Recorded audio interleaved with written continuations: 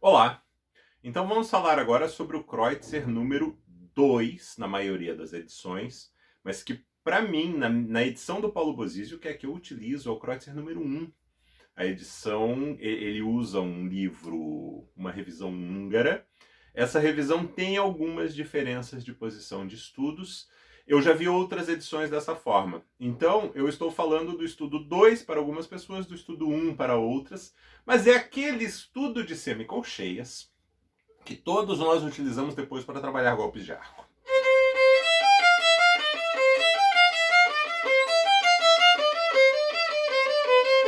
E etc. Como eu acredito que vocês estejam em posse de uma boa edição, eu não vou ficar discutindo muito dedilhados aqui, como eu tenho feito, por exemplo, no DONT. Eu só quero falar algumas coisas, alguns paradigmas pessoais com relação à agilidade, com relação a mudanças de corda e depois apresentar algumas variações que são as que eu aprendi com o Bozizio como as mais importantes. Agilidade. Agilidade, para nós, para a escola do Bozizio, e eu concordo 100% para ele, é fruto de coordenação motora e flexibilidade. Há alguns professores qualificados, que trabalham um conceito de agilidade de uma forma que me dá a sensação, às vezes, até de que pressionam os alunos nesse sentido, estão sempre forçando o metrônomo mais para frente. Eu acredito que trabalhar um metrônomo em uma velocidade razoável, até 80, depois até 92, num estudo como esse, e aí buscar cada vez mais flexibilidade, eventualmente leveza, dependendo de como cada um interpreta essas palavras, produzirá agilidade como um subproduto a médio prazo. Então, não é um estudo que eu tenho a pretensão de propor aos meus alunos trabalhar por muito tempo, por muita agilidade. Eu trabalho pelos golpes de arco, isso sim. Além disso, dentro da escola do Bozizio, a gente entende que a gente pode trabalhar com a crina mais virada em muitas passagens cantabile, coisas assim, mas uma coisa muito interessante, o Bozizio sempre insiste com todos os alunos que na hora de um détaché a crina tem que estar plana. Então, seria uma sugestão que eu deixaria genérica, que se trabalhasse crina plana. Em que região do arco trabalhar as semicolcheias básicas? Para mim, não é em que região do arco, é em que região do braço. Ou seja, você procura o ângulo reto do seu braço e o movimento mais cômodo do détaché para o seu braço será provavelmente o melhor détaché que você vai tirar.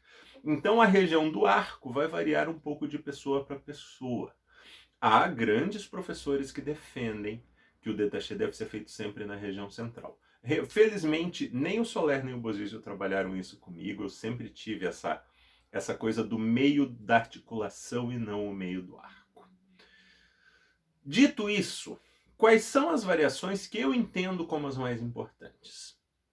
A gente deve trabalhar. Para o Bozizio isso é muito importante, para o Soler era uma das coisas mais importantes. Mais importantes. O golpe de arco, no qual você trabalha um pouco de détaché nos extremos, liga, e um pouco de détaché na extrema ponta, e liga, né? No extremo talão, depois extrema ponta. Podem ser 4 notas, daí eventualmente um pouco mais lento.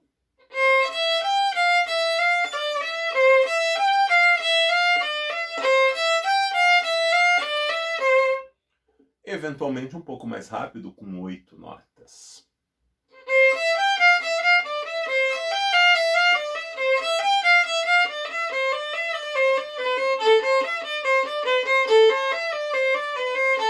E etc. Talvez em algum momento 16 notas também se torne interessante para você. Existe aquele golpe de arco que o Paulo Bozizio chama de arco retrógrado, e é uma expressão muito circunscrita aos alunos dele, por isso muitos grandes professores não conhecem a expressão, que é aquele détaché no qual nós vamos caminhando, mudando de região de arco.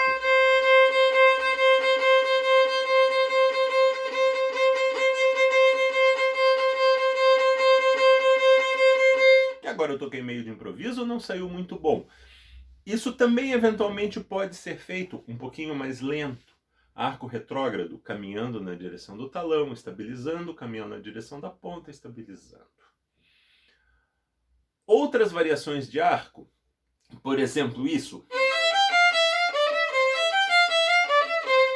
Ou esse tipo de coisa é viável, mas no meu entendimento é uma coisa que pode funcionar bem para alguns alunos e não ser tão necessário para outros. Mas eu acho que é importante nessa altura, o aluno já deve ter um martelê bem desenvolvido, eu acho que é importante trabalhar com o aluno um martelê básico. Eu entendo o martelê como um golpe de arco que deve ser estudado sempre na ponta do arco. A nota para baixo sempre tem que chegar na ponta. Então seria isso. Não quer dizer que o martelê só é tocado aqui. Não. Ele pode ser tocado um pouco mais afastado da ponta também. Mas como exercício eu acho muito bom.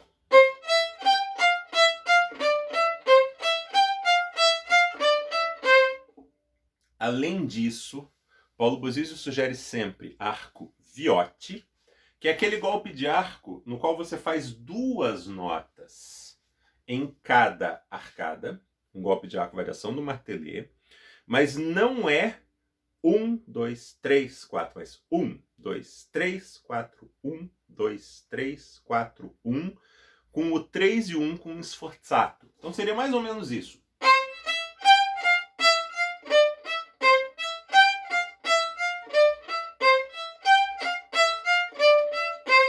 Você vai perceber que o primeiro martelê para baixo, a gente fatalmente quer gastar muito arco. Eu fico pensando para mim, pouco, muito, pouco, muito, pouco, muito, literalmente. E é o que eu falo para os meus alunos. Ele também sugere uma variação maravilhosa, eu brinco, para abrir neurônios na nossa cabeça, que é o arco Paganini, que é sempre uma nota para baixo e 2 para cima. Como a acentuação das semicolcheias é de 4 em 4 tempos, essa acentuação fica sempre cruzada.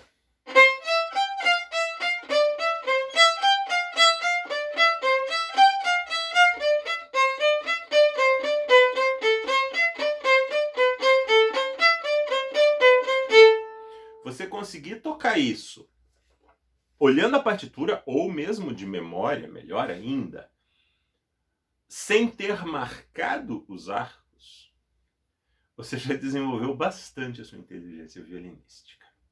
E depois tem os spiccatos.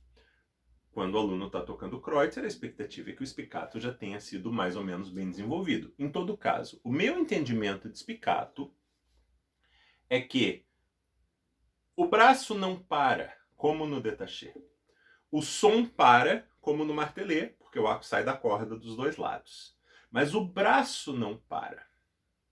E nós temos uma certa dificuldade para manter a fluência do spiccato, basicamente por causa do delay que existe entre o momento em que a gente faz o movimento e o momento que o arco cai na corda. Por isso, muitas vezes, quando a gente está fazendo spiccato por muito tempo, a gente tem dificuldade de manter a precisão do tempo, certo? Então, trabalhar spiccato.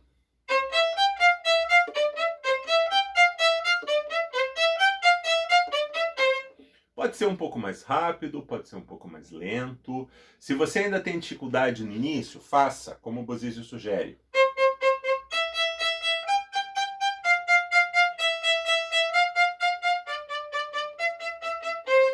Durante uma boa sessão do estudo, depois 2 notas, depois 3 notas,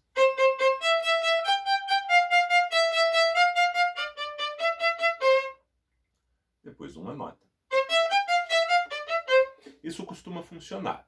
Aquele processo que o Paulo Bozizio chama de sincronias e correlações também pode ser útil.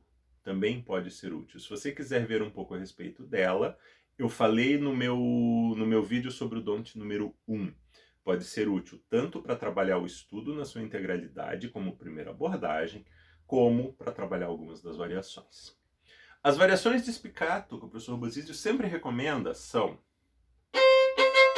duas ligadas e duas soltas, e ele sugere que a gente valorize as duas soltas para cima. Porque a nossa tendência é pensar assim.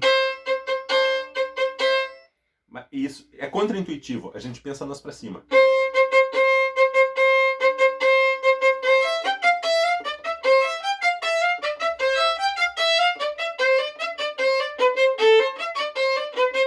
E etc. Depois é esta variação, na qual a gente daí gasta pouco arco para se manter sempre na mesma região.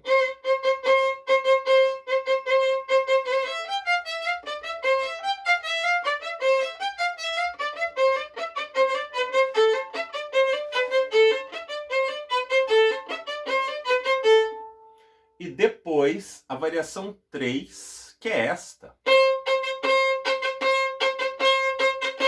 Que também a gente pensa no arco para cima. É o arco para cima que tem que ter um impulso especial.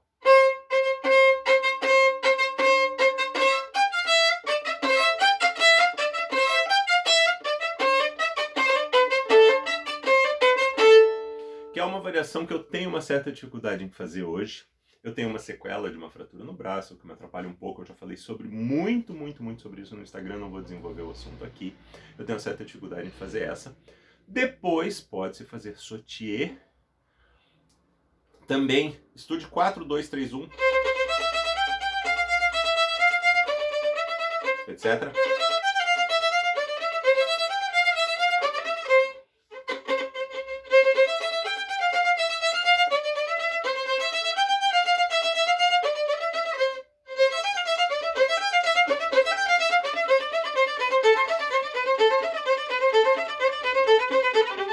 E etc.